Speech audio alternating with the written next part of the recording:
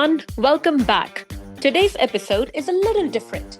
We are wrapping up the year and revisiting the conversations that stayed with us the most. This year wasn't defined by wins, it was defined by what came after the fall. On Resilience with Dhruti Shah, 2025 captured real stories of pressure, failure, and growth. These are the moments that mattered. You are listening to the best of resilience in 2025. Happy listening.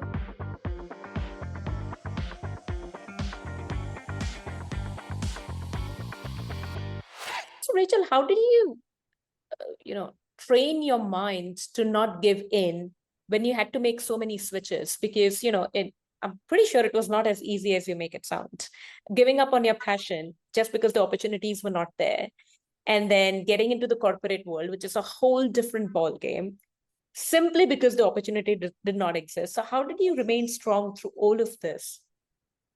I think it is also that when I was a young child, my grandparents being mainly teachers, Hmm. it was always put into my mind. My mom had always put that education is a wealth that nobody can take away from you, right? Right. That was kind of instilled into your brains. So Hmm. when I came at a stage and I saw, now what? I finished cricket and now what? I did my master's. But I saw that the opportunities were either in railways Mm-hmm. or in Canara Bank. Two Mm-hmm. options. Mm-hmm. Really not on a higher level. I Mm. wanted to do much more beyond that. I didn't want to be sitting in this thing You were because for always me, ambitious. You were always I was ambitious. very ambitious. Yeah, I Yeah. figured that no, I want to go study, do Mm. my MBA. And in fact, I am a little disappointed I did not do a PhD, even though I had a mentor, because by that time my husband came and I had to find a job to support. So that is a challenge that I had, which is okay. I think I got other opportunities. Mm. So these are some of those things that challenges come, but it's the way we look at it. Mm. If you can train your mind to say, oh, yeah, it came. But what is the solution? Always look at things not as problems. What is the solution? That Mm. has been part of my life always. What is the solution? Because I can sit there and be angry about it and Yeah. waste my entire day over it. Or I can look at the problem and say, now what is the solution? Yeah. Right? So for me, my mind has been like that. What is my solution? So when I moved from, I was a little upset about leaving cricket, Mm. but then it was, no, I want to be in Wall Street. My ambition was that. I want to be Okay. carrying that. I want to be going to an office in Wall Street, which I You did. visualized it. You kind of Yeah, visualized yourself visualize. That doing was a it. certain. Yeah. Yeah. I would look at some of those things and say, wow, I like to be that person. Mm. And I worked towards a dream, and my office was on Wall Street. Well, there One you of go. the You offices was manifested Wall. it. Yeah. So it just, I think many times you have to dream and dream big. Yeah. Don't restrict yourself. Dream big and try to get it. For me, then when I was walking down Wall Street towards American Express office there, and I would just look at myself, I said, a simple girl that was in Bangalore, that never thought ever that I would remain there, but I had the opportunity to do that.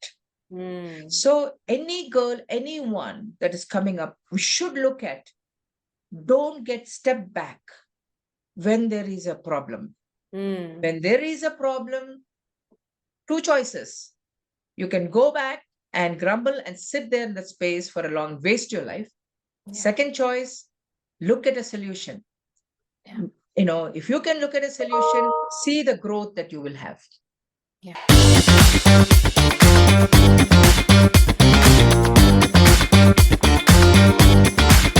Resilience often starts before the crisis, and how clearly you can imagine what comes next. Rahul, if there is one mindset shift or maybe habits that you've encountered where you believe that every founder, or really any dreamer, because I think founders are really dreamers essentially, should adapt to building that sustainable resilience that we were talking about, what should that be?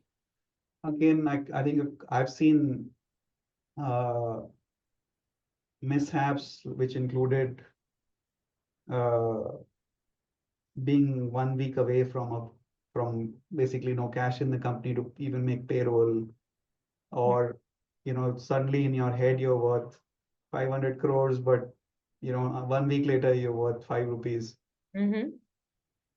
and then you have to climb back from that, right? So it's a very, very steep fall in how you see the world, how you see yourself. And the one thing I've seen, which is common for people who do a great job in eventually building very big outcomes, Mm. is their ability to switch between a telescope and a binocular or a microscope, Yeah. right? So in that instance, if they are not picking up the telescope, then they are going to miss out what's going to come ahead, Yeah. right? What's in store. And if you keep holding on to that binocular or microscope and you're only looking at the situation. So again, in the 10-year journeys I've taken with founders, right? At the worst times, when you look back at it 2 years from then, it looks like a very small blip. In fact, it is a much smaller blip compared to where you are right now, probably. So true. And that time it looked like a very big hole, Mm-hmm. right? So two things. One is a bigger hole is coming. So this is not the biggest. Mm-hmm. Yeah. And the second thing is when you look back, it look very small. Yeah. Yeah. So And yeah. And I mean, another way of saying the telescope bit is that I've seen a lot of people actually think about capitulating and saying, let's say somebody is saying, hey, you're in so much trouble, I'll come and buy you for X. When your worth is 50X, and mm-hmm. you said, it's okay, I will agree because, I don't think I can get to the 50. Mm. And then again, the folks who do bounce back actually never buy into that X. They will always believe in that 50 and they get there. So, not shortchanging yourself or what you built or is always dependent on how you see how valuable it is. And at that point, it is not looking valuable. Yeah. And people are telling you it's not valuable, so you might as well shut it or get out, and it's some cost, etc. But you know how valuable it is, and you know that it'll be worth that much, so you stay on. So I think that where it will be is what you see from the telescope, which is where am I going to be. Yeah. Yeah. So I think that very strong belief in your, in what you've set out to do is really critical, is what I'm hearing over here. At that point, when things are actually looking like, even when you are a few days from shutting down, you're still valuing what you built. Mm-hmm. That time it may look, hey, it's just a write-off, Yeah. right? And it is not amounting to much because I thought I had the whole thing figured out, but in 7 days I'll have to shut all this down. Yeah. So what is it even worth? Because it's just going to be shut off next week. Yeah. The At that point, if you can say no, no, no, I mean, even if it shuts down, what this is worth today is a lot. And Mm-hmm. I'm not going to believe anyone who says this is a piece of scrap. Mm-hmm. And then you have again the power to say, this is where I can take it. So most people, yeah, I think climb out of holes because then they can, they can see so far out, which people around them can't. Yeah, exactly. And that becomes so invaluable in terms of maybe your next venture, even if this one did not pan out the way you wanted to, maybe the next one. So yeah, I love that parallel that you draw between the long-term vision, which is the telescope, and the here and the now, which is your microscope, right? And just shuttling between the two and making sure that you always have one or the other, and you know when to switch, when to. And I think as a founder, sometimes what happens is either people become too big picture or they become too small, okay, this is the goal, let's just go with this, very hands-on, as we say, right? So I think that becomes a bit challenging.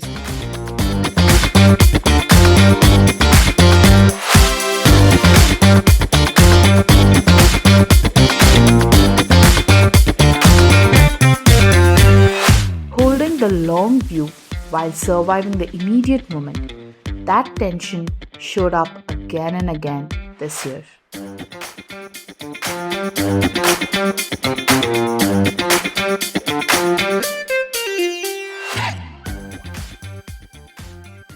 You had the burnout, you had the physical manifestation of the stress that you were suffering from, and you said a few weeks in order to recover from that.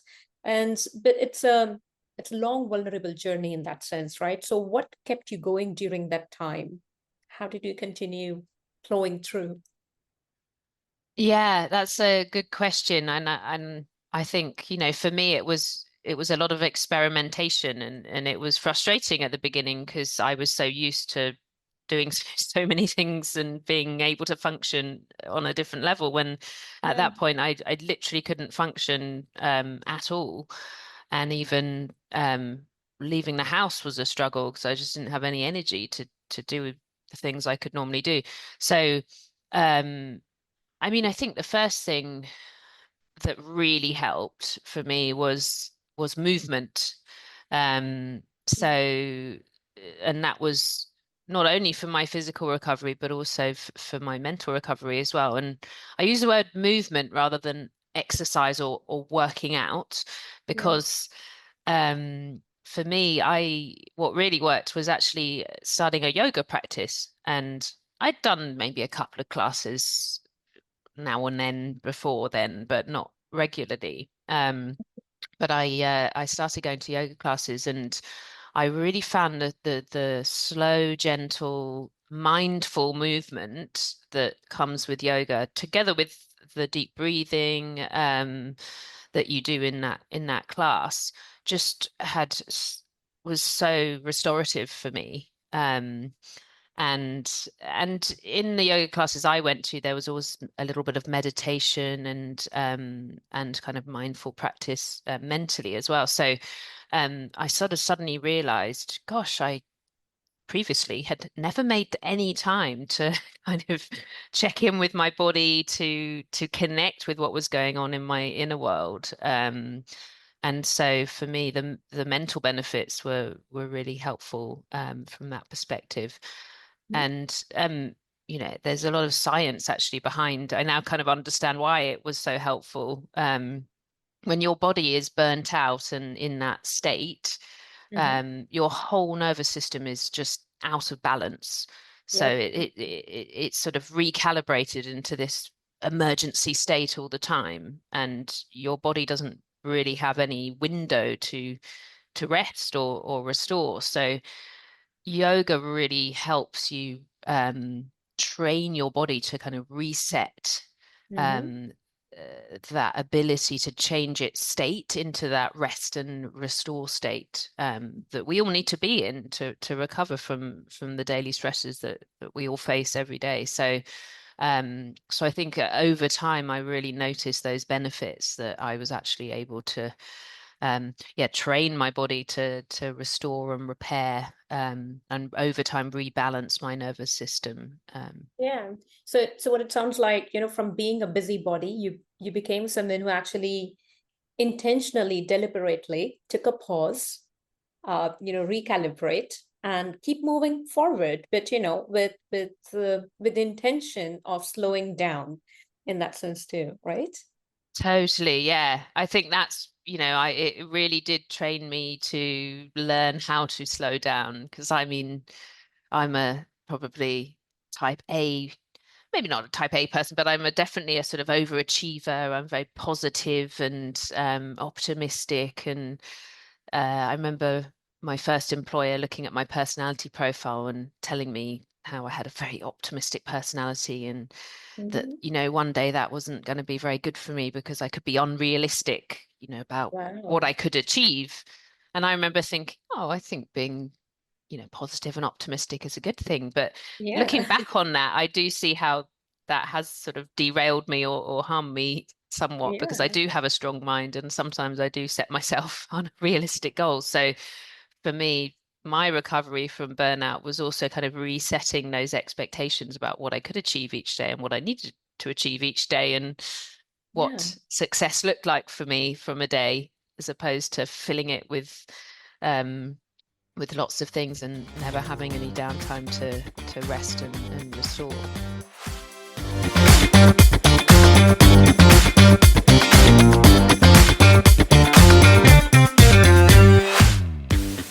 Sometimes resilience isn't about pushing harder, it's about realizing how far you've already been pushed. If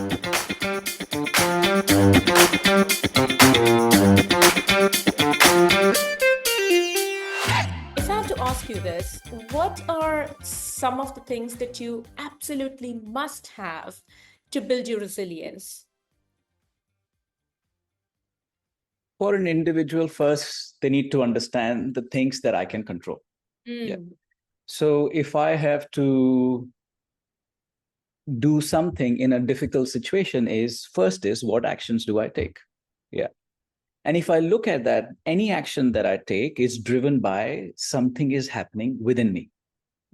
And that is my physiology and my psychology. Something is happening in my body, churning some emotions, some stress response, fight or flight is happening. Something is happening in my thought process. And the closest, of course, physiology has a huge impact, but we don't face stressful situation like fight or flight like our ancestors did. In today's world is a cognitive thinking that allows, which is very close to help our prefrontal cortex to process situations and respond effectively. We are not being chased by a tiger. If we were being chased by a tiger, then physiological response would have been much more important. But in today, the foundation for our actions to be effective is how I think. And that is the super important foundation for anybody to learn. And if you put that in a scientific term, it's called metacognition. I'm sure you have written that in your book. And this is a skill, I would say, in my gut feel, at least 50% of leaders don't have. At least. And it's rapidly declining. Meaning to be an observer of our thoughts. And to be rising above our thoughts is not everybody's possibility. We have a thought and we act on a thought. And we lose resilience because the thought is coming, which can be very reactive, which can be stimulated by physiological, psychological changes, and we just act. And people who are resilient, they can observe a thought and take it as an object, not as a subject.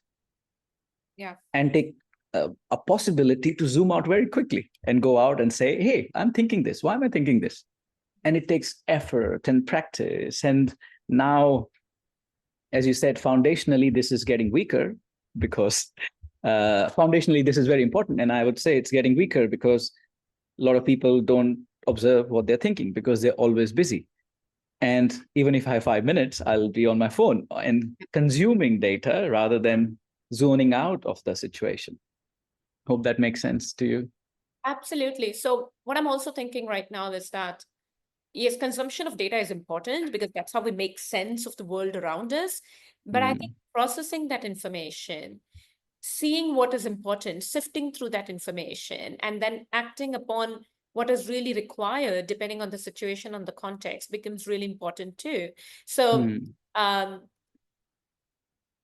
one of the ways that, and what I'm also hearing is that you're talking a little bit around this thing to reflect, where there are moments where you will need to pause, where you will need to say, okay, you know what, I need a timeout right now.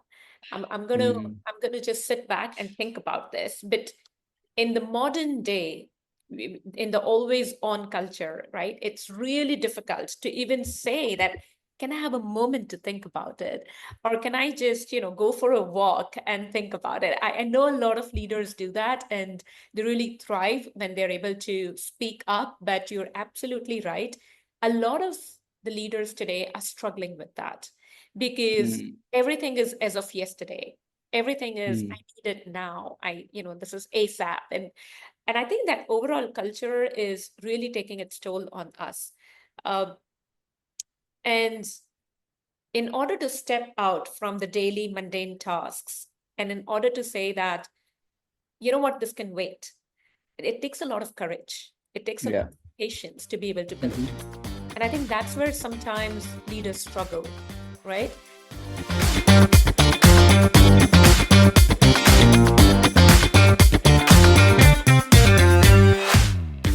That pause between trigger and response is where real resilience is built.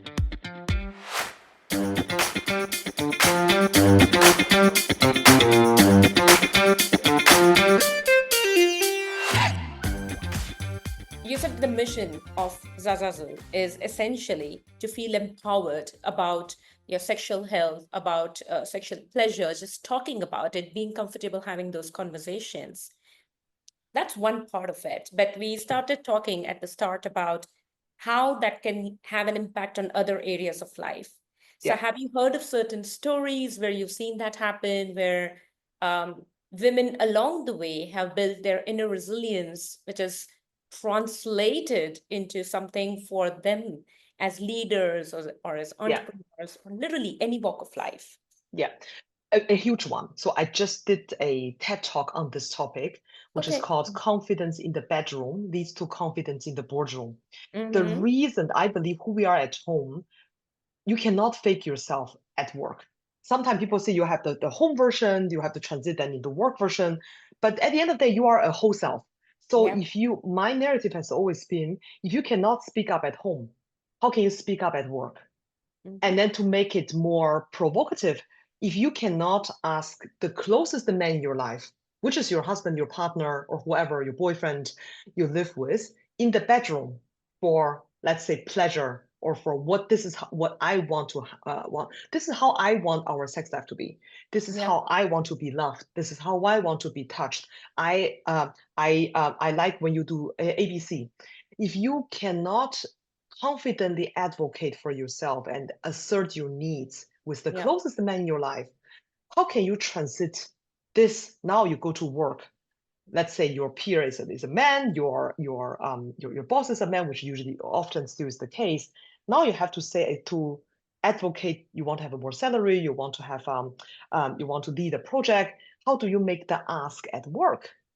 And then there is a very strong, every time when I say this, people cringe a bit. They say, okay, where is this coming Yeah. from? But if you think about it, because confidence is a muscle, then you have to exercise it in the most safe environment, and that's hopefully your home, in the safest environment, and that the muscle will build over time, and it will transit into your work narrative as well. So we have worked with various women, many women. I mean, when they in the moment where they discover what they like in the bedroom, and again, Asian culture has forbid us to explore anything of our body, and sex is dirty, and Yeah.